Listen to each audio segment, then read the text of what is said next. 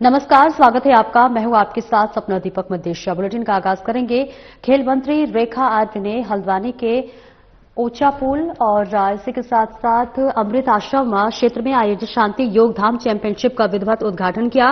इस अवसर पर उन्होंने योग के वैश्विक महत्व को रेखांकित करते हुए कहा कि योग अब केवल भारत की सांस्कृतिक धरोहर तक सीमित नहीं है, बल्कि ये विश्व का स्वास्थ्य संदेश बन चुका है। खेल मंत्री रेखा आर्य ने कहा कि प्रधानमंत्री नरेंद्र मोदी के प्रयासों के कारण योग को अंतर्राष्ट्रीय पहचान मिली है और आज योग का सूर्य एशिया से लेकर अमेरिका तक चमक रहा है। उन्होंने इस बात पर गर्व व्यक्त किया कि 38वें राष्ट्रीय खेलों में पहली बार योगासन को एक खेल स्पर्धा के रूप में शामिल किया गया। उन्होंने विश्वास जताया कि आने वाले समय में ओलंपिक जैसी अंतर्राष्ट्रीय प्रतियोगिताओं में भी योगासन को शामिल किया जाएगा। मंत्री रेखा आर्य ने लोगों से आह्वान किया कि वे दैनिक जीवन में योग को शामिल करें, जिससे समाज स्वस्थ और सशक्त बन सके।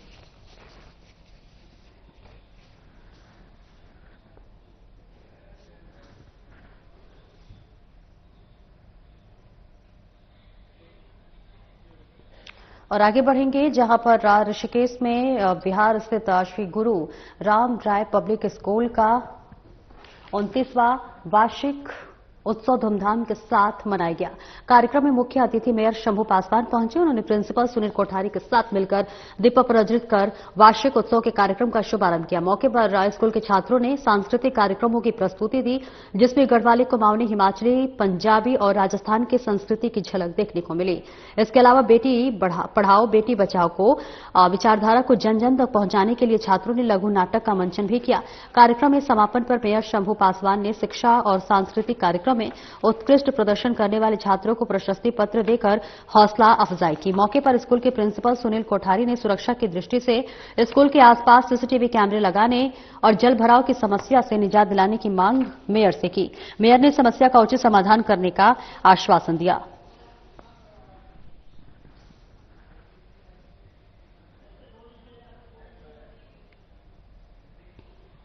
ऋषिकेश शहर की सुरक्षा को लेकर नगर निगम के महापौर शंभू पासवान गंभीर नजर आ रहे हैं।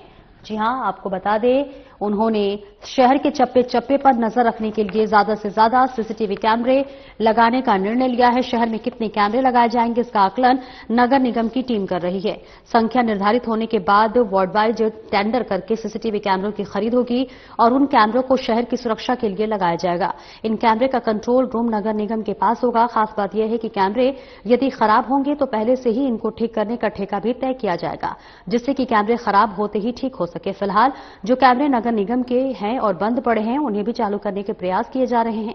महापौर शंभू पासवान ने बताया कि सीसीटीवी कैमरे वर्तमान समय में सुरक्षा के लिए बहुत ज्यादा जरूरी है। शहर में यदि कोई घटना होती है तो उसकी भी जांच आसानी से कैमरे के माध्यम से हो जाती है। इसलिए सीसीटीवी कैमरे ज्यादा से ज्यादा शहर की निगरानी करें और इसकी व्यवस्था बनाई जा रही है। ये कैमरे वाले यहाँ के तो बात है, और पूरे शहर के लिए हम लोग सीसीटीवी कैमरा लगाने की बात की है। हो सकता है यहाँ पे कोई कैमरे बंद होगा, हम लोगों ने, हमारे निगम के लोगों ने ध्यान नहीं दिया होगा, चूक से रह गया होगा। उस पर हम लोग अति शीघ्र काम कर रहे हैं। और आपको एक चीज जरूर बता दें, ये कैमरे जो हम लोग पहले लेने के बात कर रहे थे, तो ये इसका एक टेंडर बड़ा हो रहा था, तो हम सब ने एक बात किया कि जल्दी कैसे होगा, तो इसको पार्ट पार्ट में छोटा करके इस पे हम लोग काम कर रहे हैं। और आगे बढ़ेंगे। धामी सरकार ने अवैध निर्माणों के खिलाफ अपनी जीरो टॉलरेंस नीति के तहत लक्सर तहसील की एक बड़ा एक्शन लिया है। जहां आपको बताते चले, प्रशासन ने ग्राम समाज की जमीन पर अवैध रूप से बने एक मजार को बुलडोजर चलाकर पूरी तरह ध्वस्त कर दिया है। ये सख्त कार्रवाई एसडीएम सौरभ असवल की मौजूदगी में प्रशासनिक टीम और भारी पुलिस बल की तैनाती के बीच की गई है। इस दौरान एसडीएम सौरभ असवाल ने बताया कि मजार संचालक को पूर्व में 2 बार नोटिस दिया गया था, लेकिन सरकारी जमीन पर अतिक्रमण कर बनाए गए इस मजार को नहीं हटाया गया, इसलिए सरकारी जमीन को मौके पर पहुंचकर अतिक्रमण मुक्त कराया गया। उन्होंने बताया कि अगर इस तरह के और भी मामले सामने आते हैं तो उन्हें भी अतिक्रमण मुक्त किया जाएगा। वहीं एसपी देहात शेखर चंद सोयाल ने कहा कि नेहंदपुर गांव में अतिक्रमण हटाने के दौरान शांति व्यवस्था बनाए रखने के लिए पुलिस फोर्स तैनात की गई है। हालांकि अतिक्रमण हटाने के दौरान ग्रामीणों का कोई खास विरोध देखने को नहीं मिला। मजार के इर्द गिर्द ग्रामीण न पहुंच सके, इसके लिए पहले से ही व्यवस्थाएं की गई थी। ये सरकारी भूमि है, श्रेणी 6A की भूमि है। इसमें ये स्ट्रक्चर खड़ा था। इसमें हमने 2 बार इनको नोटिस भी दिया गया, जो इसके स्टेक होल्डर्स हैं, तो उनके द्वारा कोई जवाब नहीं दिया गया है। तो इसमें आज फिर यहाँ पर इसके ध्वस्तीकरण की कार्रवाई की गई है और ये जो सरकारी जमीन है इसको अवैध अतिक्रमण से मुक्त कराया गया है।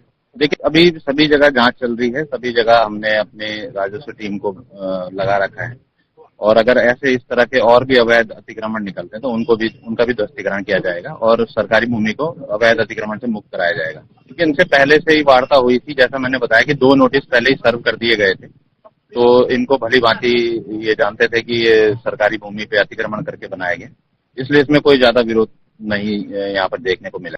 पुष्टि हुई थी कि ये जो स्ट्रक्चर है ये सरकारी भूमि पे बना है। पूरी पड़ताल के बाद इसको अतिक्रमण माना गया था, तो पूरी पड़ताल के बाद मजिस्ट्रेट साहब हमारे बीच में है, तो उसको रिमूव किया गया। और अच्छी बात है, जो उसमें स्टेक होल्डर हैं उन्होंने भी इस बात को एक्सेप्ट किया, तो किसी प्रकार का विरोध या ऐसी बात यहाँ पर नहीं। और एक छोटे से ब्रेक के लिए रुकेंगे, जल्द लौटते हैं।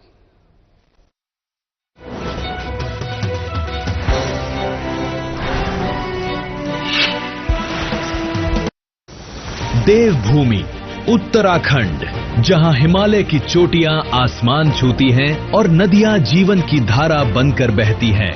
यही उत्तराखंड अब विकास की नई गाथा लिख रहा है। मुख्यमंत्री पुष्कर सिंह धामी के नेतृत्व में ये राज्य सिर्फ सपने नहीं देख रहा, बल्कि उन्हें धरातल पर उतार रहा है। 24 गेम चेंजर योजनाएं जो हर नागरिक के जीवन को छू रही हैं। अब शासन का मतलब है तेजी, पारदर्शिता और जिम्मेदारी। फाइलों में अटक जाने वाले फैसले अब धरातल पर नतीजों में बदल रहे हैं। हर विभाग को मिली है स्पष्ट दिशा, तय समय सीमा और एक ही मंत्र, गुड गवर्नेंस। सिर्फ नारा नहीं, हमारी कार्य संस्कृति है। खेती से लेकर पर्यटन तक, शिक्षा से लेकर स्वास्थ्य तक, कृषि, पशुपालन, मत्स्य, ग्राम्य विकास, पंचायती राज, पर्यटन, ऊर्जा, हर क्षेत्र में नई रफ्तार, नया विश्वास। सरकार ने तय किया है, हर योजना होगी टेक्नोलॉजी से जुड़ी, हर कदम होगा पारदर्शी और हर लाभ पहुंचेगा सीधे जनता तक। ऑनलाइन मॉनिटरिंग, फील्ड विजिट और जनता से सीधा संवाद, यही है बदलता उत्तराखंड। आज उत्तराखंड निवेश, पर्यटन और इंफ्रास्ट्रक्चर में देश के लिए रोल मॉडल बन रहा है। मुख्यमंत्री धामी का विजन है साफ, जनता तक सीधा लाभ पहुंचे और उत्तराखंड नई ऊंचाइयों को छुए। प्रधानमंत्री नरेंद्र मोदी के विजन, उत्तराखंड का दशक को धरातल पर उतारने की दिशा में ये ऐतिहासिक कदम है। ये योजनाएं सिर्फ कागज पर नहीं, बल्कि धरती पर सांस ले रही हैं। गांव से शहर तक, खेत से बाजार तक, हर जगह एक ही बदलाव दिख रहा है।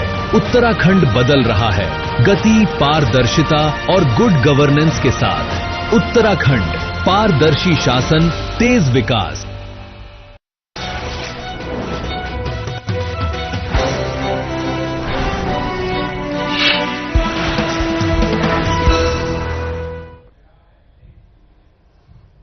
और ब्रेक के बाद एक बार फिर से स्वागत है आपका। खबरों में आगे बढ़ेंगे। रुड़की में एक बार फिर से कानून व्यवस्था पर सवाल उठे हैं। जी हां, आपको बताते चले, स्पा सेंटरों की आड़ में अनैतिक और अवैध गतिविधियां हो रही संचालित। पड़ोसी राज्यों के लोगों ने रुड़की को बनाया स्पा सेंटर हब। स्पा सेंटरों के अंदर खुलेआम चल रहा सेक्स रैकेट। स्कूल और कॉलेजों के छात्रों की भी बेरोक एंट्री। मामले में एसपी देहात शेखर चंद सोयाल का आया बयान। पहले भी पुलिस की तरफ से स्पा सेंटरों पर भी की गई छापेमारी, गलत गतिविधि पाए जाने पर की गई कठोर कानूनी कार्रवाई। पुलिस लगातार कर रही स्पा सेंटरों का वेरिफिकेशन।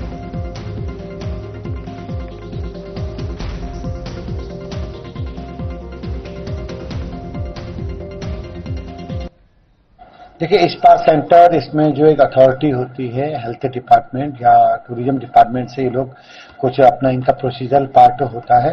हमारे एंगल पे कई बार वहाँ इलीगल एक्ट होने की सूचना मिलती होती है। हम लगातार वहाँ वेरिफिकेशन भी करते हैं कुछ नॉर्म्स से कि नाबालिग वहाँ वर्कर न हो और वो ट्रेंड लोग हों, ये हम इंश्योर करवाते हैं। और जब भी ऐसी कोई सूचना हमें प्राप्त होती है उसके खिलाफ जो रेड करेंगे और लीगल एक्शन लेंगे। कई बार कतिपय ऐसी सूचनाएं हमें मिली हैं और 1-2 बार हमने बड़े एक्शन भी लिए हैं और अगर ऐसी कुछ पुष्टिकारक तथ्य हमें मिलते हैं तो हम जरूर लीगल कार्रवाई करेंगे। नाबालिग तो वर्किंग वहाँ हो ही नहीं सकता और ये बात तय है कि एक महिला ही महिला और पुरुष ही पुरुष का मसाज करेगा, ऐसा कुछ नॉर्म्स। और आगे बढ़ेंगे। कानून व्यवस्था को और मजबूत करने के उद्देश्य से एसएसपी प्रवेंद्र डोभाल के निर्देश पर बता दें कि हरिद्वार पुलिस ने सुबह सुबह शहर से लेकर देहात तक व्यापक सत्यापन अभियान चलाया। पुलिस द्वारा चलाए गए ऑपरेशन सुरक्षा कवच का मुख्य फोकस किराएदारों और कामगारों के मौके पर ही सत्यापन पर रहा। पुलिस अधिकारियों के अनुसार सत्यापन अभियान सुरक्षा कवच की तरह काम करता है, जो अपराध को रोकने और समाज को सुरक्षित रखने में मदद करता है। इसी कड़ी में पुलिस टीमों ने घर घर जाकर यह सुनिश्चित किया कि बाहर से आकर रह रहे सभी लोगों का रिकॉर्ड थाने में दर्ज हो। इस अभियान के दौरान पुलिस ने उन लोगों के विरुद्ध सख्ती दिखाई जिन्होंने लंबे समय से किराएदारों या कामगार का सत्यापन नहीं कराया था। कानून का उल्लंघन करने वाले ऐसे मकान मालिकों और नियोक्ताओं के खिलाफ चालानी कार्रवाई अमल में लाई गई ताकि भविष्य में वे सत्यापन के महत्व को समझ सके और कानूनी प्रक्रिया का पालन करें। हरिद्वार पुलिस का यह अभियान जिले की आंतरिक सुरक्षा व्यवस्था को सुदृढ़ करने की दिशा में एक महत्वपूर्ण कदम है।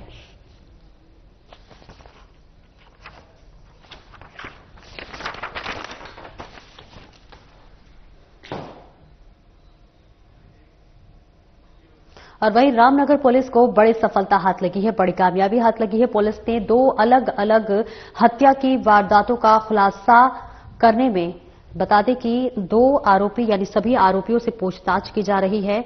ऐसे में बता दें कि एसएसपी मंजुनाथ टीसी ने बताया है कि रामनगर कोतवाली में सुनीता देवी ने तहरीर दी थी कि उनकी पोती प्रीति की उसके पति अक्षय कुमार ने गला दबाकर हत्या कर दी। मामले पर तत्काल कार्रवाई करते हुए पुलिस ने आरोपी अक्षय कुमार को गिरफ्तार कर लिया। पूछताछ में आरोपी ने स्वीकार किया कि अवैध संबंधों के शक और विवाद के चलते उसने इस वारदात को अंजाम दिया। एसएसपी ने बताया कि रियाज ने तहरीर देकर बताया था कि उनके पिता सलीम अली की किसी अज्ञात व्यक्ति ने सिर पर वार कर हत्या कर दी। मामले के खुलासे के लिए टीम का गठन किया गया है। गठित टीम ने गहन जांच के बाद मामले का खुलासा करते हुए पाया कि हत्या जमीनी विवाद के कारण हुई थी। मृतक के 2 सगे बेटों नईम और नाजिम ने ही हत्या को अंजाम दिया था।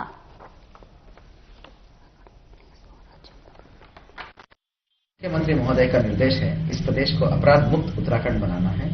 खास तौर पे महिला अपराधों पर त्वरित कार्रवाई करना है और उन पर अंकुश लगाना है। इसी दिशा में हमारा थाना रामनगर की पुलिस को बहुत अहम सफलता मिली है। थोड़े दिन पहले हमें एक सूचना मिली थी कि 25 साल की लड़की प्रीति मृत हालत में पाई गई है। थाना रामनगर पुलिस को और हमारी संपूर्ण पुलिस टीम को इस पर बहुत शक हुआ था, तो तुरंत हमने टीम गठित किया था कि जिसमें एसपी हल्द्वानी मनोज और सीओ सुमित और थाना रामनगर का संपूर्ण पुलिस टीम और एसओजी की टीम इस काम पे लग गई। तो हमारी टीम की कठिन परिश्रम से ये इस प्रीति की जो मौत का जो रहस्य है बहुत जल्दी खुलासा हुआ है उसका। इसमें यह निकल के आया कि प्रीति का ही पति अक्षय जो उससे 2 साल छोटा है, उसको ये शक था कि प्रीति का कहीं पर नाजायज संबंध चल रहा है। इसी शक में उसने रात को सोते समय ही प्रीति का गला घोट के मार दिया था और उसी ने हमें नाटक करा कि वही जो है पत्नी ने शायद फांसी लगा दी करके और पुलिस को गुमराह करने का कोशिश किया। परंतु रामनगर थाना पुलिस का त्वरित कार्रवाई और प्रोफेशनल पुलिसिंग है जिसमें हमने पोस्टमार्टम एग्जामिनेशन पैनल के द्वारा कराया, उस पर जो है तथ्य अलग तरीके से आया, जिस पर सख्त पूछताछ से ये पूरा जो मौत का रहस्य है उसका गुत्थी सुलझ गया है। दिनांक 13 नवंबर के अर्ली मॉर्निंग रामनगर थाना पुलिस को सूचना मिलती है लगभग एक 60 साल का व्यक्ति है सलीम, वो मृत अवस्था में पाया गया है करके। सर पे चोट का निशान था, तो इससे जो है हत्या का आशंका जताई गई थी। तुरंत कोतवाली रामनगर का समस्त टीम और पतारशी और खोजबीन में लग गई। तो प्रोफेशनल पुलिसिंग का एक दुरुस्त नमूना है कि 24 घंटे के भीतर संपूर्ण ये मौत का जो रहस्य है खुल गया है और उसकी मौत का जो रहस्य का गुत्थी सुलझ गया है। तो ये निकला हत्या का प्रकरण है। तो सलीम जो 60 साल का है उसका 2 शादियां थी। तो पहली शादी से जो बेटा था वो 2 बेटे थे नाजिम और नईम, इन्होंने ही अपने पिता को मौत के घाट उतारा है। एक लकड़ी का बंटा जिससे हत्या करी गई थी उसको भी थाना रामनगर पुलिस ने बरामद किया है। इस तरह जो है मात्र 24 घंटे से भी कम समय में थाना रामनगर की पुलिस टीम द्वारा प्रोफेशनल पुलिसिंग से तो हत्या का केस को सुलझा दिया गया है और दोनों अभियुक्तों को। और एक ब्रेक के लिए रुकेंगे, जल्द लौटते हैं।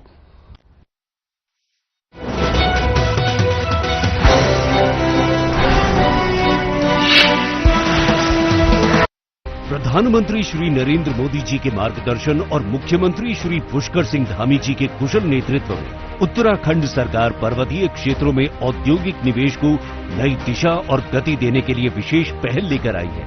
इसके अंतर्गत पिथौरागढ़, उत्तरकाशी, चंपावत, रुद्रप्रयाग और बागेश्वर जनपदों के साथ साथ अल्मोड़ा, पौड़ी गढ़वाल का पूरा पर्वतीय भूभाग, टिहरी गढ़वाल का पर्वतीय हिस्सा, नैनीताल जनपद के भीमताल, धारी, बेताल घाट, रामगढ़ और ओखल कांडा विकासखंड तथा देहरादून जनपद का चक्राता विकासखंड शामिल है। उद्यम स्थापना करने हेतु सिडकुल द्वारा रुद्रपुर, सेलाकुई और हरिद्वार फ्लैट एड फैक्ट्रियों की भी तैयारी की जा रही है। इसी क्रम में 1 लाख करोड़ रुपए से अधिक के निवेश प्रस्तावों को हमें धरातल पर उतरने पर सफलता प्राप्त हुई है। खुरपिया में स्थापित होने वाला इंडस्ट्रियल स्मार्ट सिटी भी उत्तराखंड के औद्योगिक विकास की दिशा में महत्वपूर्ण साबित होगा। निवेश की 4 श्रेणियों के अनुसार पर्वतीय क्षेत्र में 50 करोड़ रुपए से लेकर 1000 करोड़ रुपए से अधिक का निवेश किया जा सकता है। इसके अंतर्गत निवेशकों को श्रेणीवार 50 से लेकर 500 स्थानीय लोगों को रोजगार उपलब्ध कराना अनिवार्य होगा। साथ ही इस नीति में श्रेणी ए और बी के अंतर्गत निवेशकों को 1 से 2% तक अतिरिक्त प्रोत्साहन राशि भी दी जाएगी। पौड़ी गढ़वाल के पर्वतीय क्षेत्रों में जो उद्योग लग रहे हैं उनको सरकार बहुत वित्तीय प्रोत्साहन से लेकर हर चीज मदद कर रही है और यह कदम सराहनीय है। इस नीति का मुख्य उद्देश्य आत्मनिर्भर उत्तराखंड के संकल्प को साकार करते हुए पर्वतीय क्षेत्रों की अर्थव्यवस्था को मजबूत बनाना और युवाओं के लिए व्यापक रोजगार के अवसर पैदा करना है। उत्तराखंड सरकार की ये पहल निवेशकों के लिए नए अवसर और पर्वतीय युवाओं के लिए नई उम्मीद का द्वार खोलती है।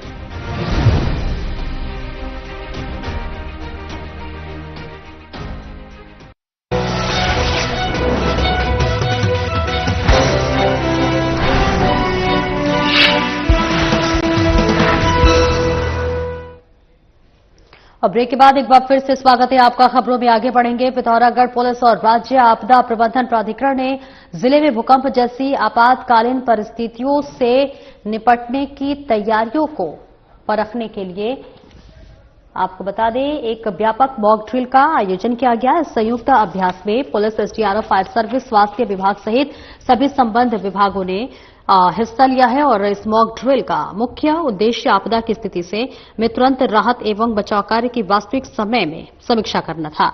वहीं अभ्यास के जरिए विभिन्न विभागों के बीच समन्वय को और अधिक मजबूत बनाते हुए जनसामान्य तक आपदा जागरूकता और सुरक्षा प्रक्रियाओं का संदेश दिया गया। संपूर्ण मॉक ड्रिल की मॉनिटरिंग एसपी रेखा यादव और डीएम आशीष भटगई ने कंट्रोल रूम से की और आवश्यक दिशा निर्देश दिए।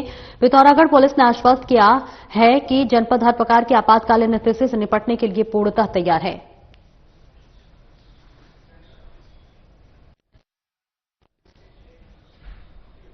और जनपद बागेश्वर के अंतर्गत प्राकृतिक आपदा की घटना घटित होने पर त्वरित राहत और बचाव कार्यों की तैयारी सुनिश्चित करने के लिए मॉक ड्रिल की गई।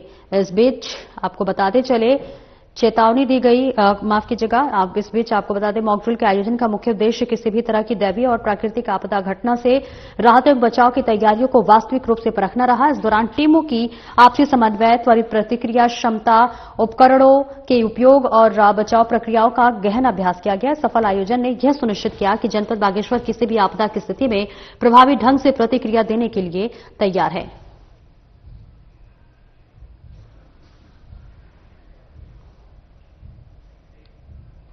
और वहीं पर्यटकों की लापरवाही का खामियाजा भुगत रहे बाइक स्कूटी रेंटर एसोसिएशनों के सदस्य अपनी बता दें मांगों को लेकर जल्दी परिवहन विभाग के कार्यालय का घेराव करेंगे। ये चेतावनी देते हुए एसोसिएशन के अध्यक्ष अंकित गुप्ता और अन्य पदाधिकारियों ने प्रेस कॉन्फ्रेंस की। उन्होंने बताया कि सैकड़ों व्यापारी एसोसिएशन के बैनर तले 2 पहिया वाहनों को मात्र 600 रुपए किराए पर देने का काम करते हैं।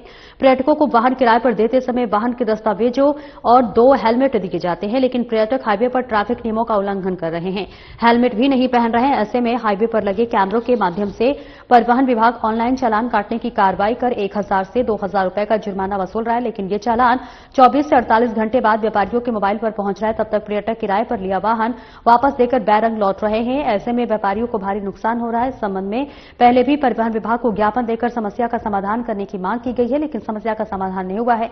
ऐसे में व्यापारियों के सामने परिवहन विभाग के कार्यालय का घेराव करने और अपने लाइसेंस सरेंडर करने के अलावा और कोई चारा नहीं बचा है।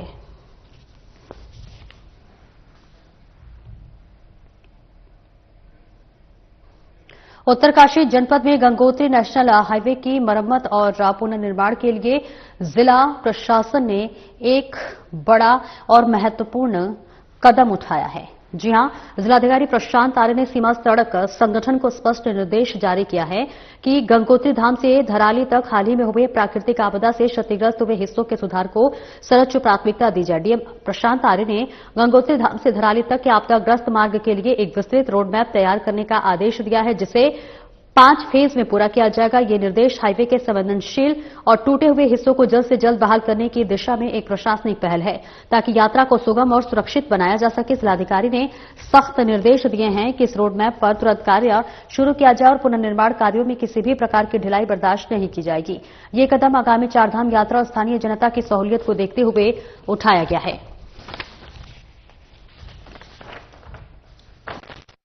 करता है उसके लिए 5 पैकेज हैं।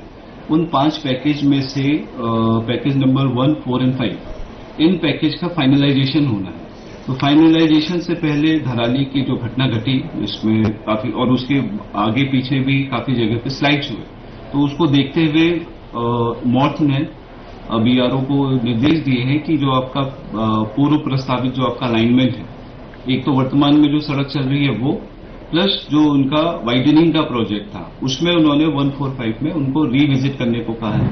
और मॉर्थ और हमारी फॉरेस्ट की और बीआरओ की एक इसमें हमने लास्ट मंथ में सितंबर एंड अक्टूबर शुरू में विजिट भी करी है और चीजों को वापस से रीअलाइन करना चाह रहे हैं कि जहां जहां पे दिक्कत ज्यादा है, जैसे नई जगह हमें मिली है जहां स्लाइड बहुत ज्यादा हो रहा है और भविष्य में भी होने की संभावना है, तो उसको मद्देनजर रखते हुए 145 थोड़ा सा सुधार संभावित है।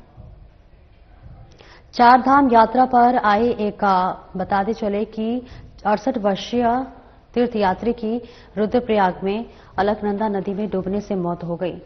जी हां, आपको बता दें ये दुखद घटना मुख्यालय स्थित बेणनी पुल के समीप हुई है, जब यात्री नदी में स्नान कर रहा था। तीर्थयात्री मध्य प्रदेश से यहां यात्रा के लिए आए थे। बेणनी पुल के पास अलकनंदा नदी के किनारे स्नान के दौरान उनका पैर फिसल गया और वो नदी के किनारे स्नान के दौरान उनका पैर फिसल गया और वो तेज धार में बह गए। स्थानीय लोगों ने, अन्य यात्रियों ने उन्हें डूबते हुए देखकर बचाने का प्रयास किया, लेकिन तब तक बहुत देर हो चुकी थी। सूचना मिलते ही पुलिस और एसडीआरएफ की टीम मौके पर पहुंची और शव को बरामद किया। रुद्रप्रयाग कोतवाली के उपनिरीक्षक घटना की पुष्टि करते हुए बताया कि तीर्थयात्री के पास मिले दस्तावेजों के आधार पर उनके परिजनों को सूचित कर दिया गया है। पुलिस ने शव का पंचनामा भरकर पोस्टमार्टम के लिए भेज दिया है। प्रशासन ने सभी तीर्थयात्रियों से अपील की है कि वे नदी के किनारों पर स्नान करते समय अत्यधिक सावधानी बरतें, क्योंकि पर्वतीय नदियों का बहाव और गहराई का अनुमान लगाना मुश्किल होता है। आप रात द्वारा सूचना मिल गई कि एक बॉडी नदी किनारे पानी में पड़ी हुई है, शायद वो नाना नूने क्या होगा या उसमें कुछ डूब डाब गया। तो ये इंदौर का है विनीत कुमार त्रिपाठी और इसके घर के परिजनों को हमने सूचना दे दी है। लक्सर के बकरा मार्केट स्थित कपड़े की दुकान में देर रात भीषण आग लगने से हड़कंप मच गया।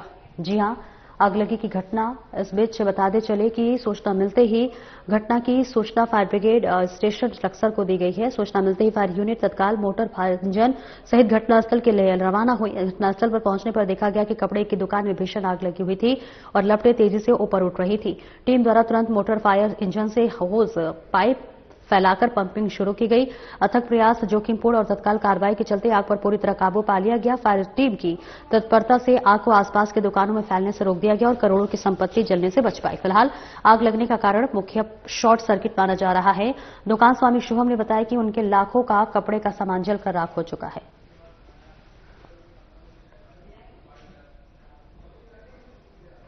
फिलहाल इस बुलेटिन में इतना ही। नमस्कार।